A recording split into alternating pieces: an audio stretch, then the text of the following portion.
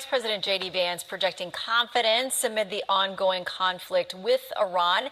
In a conversation with Will Kane, he tells Fox his top priority is keeping oil prices down as peace talks between Washington and Tehran are deadlocked. Senior White House correspondent Peter Doocy has the latest on where we stand this morning. Good morning, Peter. And Shannon, things are a little bit different here at the White House today because preventing Iran from getting a nuclear weapon has long been the top priority of this war. Now we've learned it is the second priority.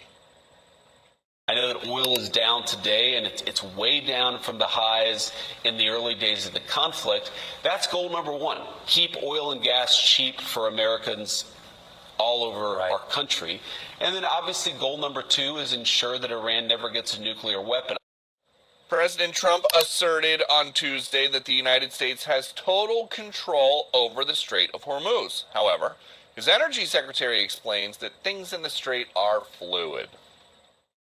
But, Mr. Secretary, you can concede, can't you, that the U.S. doesn't have total control over the Strait of Hormuz? Look, Iran is attempting to hold the world economy hostage and to terrorize their neighbors. They've built up a giant arsenal, so are they causing difficulties in the region? Absolutely. But they have a losing strategy. At the end, that will lead to the collapse of this regime in Iran as their economy gets strangled.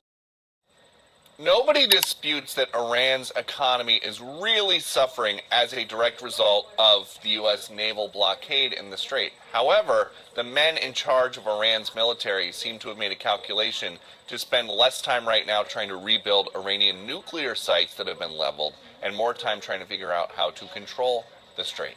Shannon. All right, we're watching minute by minute. We know you are as well, Peter.